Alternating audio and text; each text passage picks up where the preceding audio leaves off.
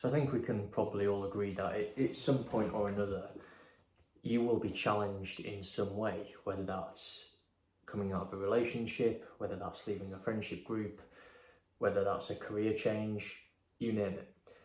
There'll be situations that will come up where you will be tested from certainly a mental standpoint, but more so a character standpoint in terms of how you then go about life thereafter, how you engage other people, how you treat other people. Now, obviously, one of the key points from that, and it's kind of what will form the topic of today's video, is how you avoid the situation of becoming bitter in terms of how you treat other people, what you potentially say about other people, and how you engage other people.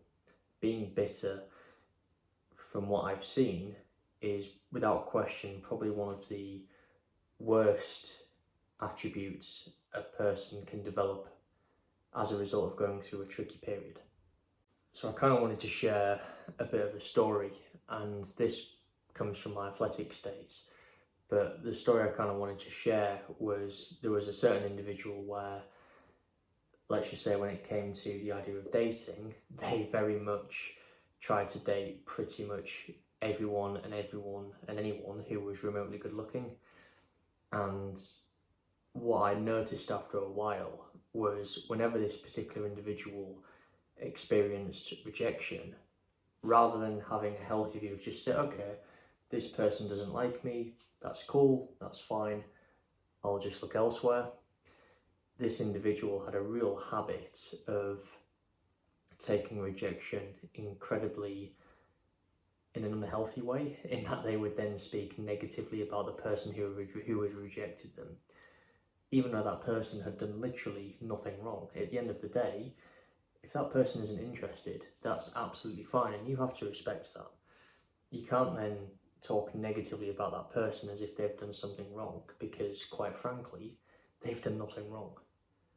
Now, what that then devolved into is that ultimately all of the women who obviously knew each other all became aware of this, and as a result, the perception of this individual was that it was quite negative because people didn't trust this person. They were concerned and nervous to even want to be friends, let alone the idea of entertaining dating, because their biggest concern was that if this individual tried to ask them out on a date and they got rejected, or they chose to reject this individual, that individual would then try and basically facilitate character assassination by making them look bad, making them look negative unfairly.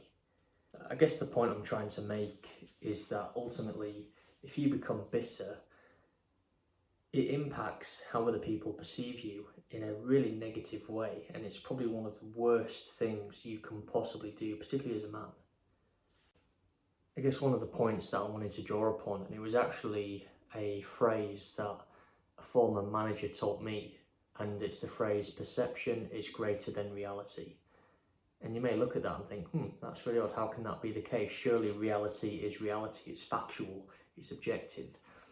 But the point he was trying to make was that actually other people's perception dictates everything about you. It dictates if you are able to join that friendship group.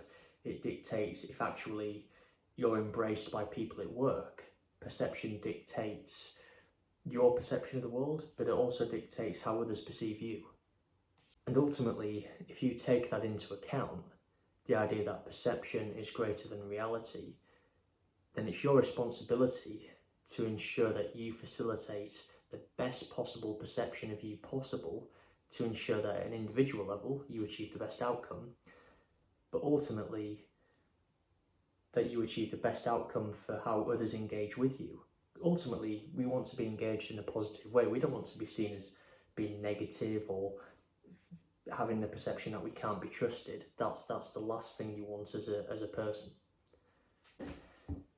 With that in mind, I guess part of the reason I used that example earlier from athletics is because ultimately, I think particularly for men, when it comes to bitterness, certainly from all of the conversations I've had historically, it always seems to be the case that the men who become bitter, is always from a past relationship, whether that's from being cheated on, whether that's just from the relationship ending and that individual not being able to find somebody else as a substitute, whether it's men trying to date women and just being rejected all of the time.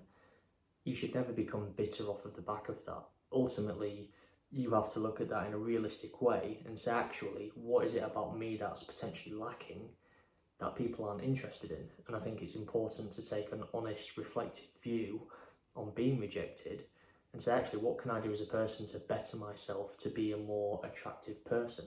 Whether that's my sense of humour, whether it's potentially a shortfall in terms of my personality. Am I too rigid? Am I not relaxed enough? Do I lack a sense of humour? Am I too serious all of the time?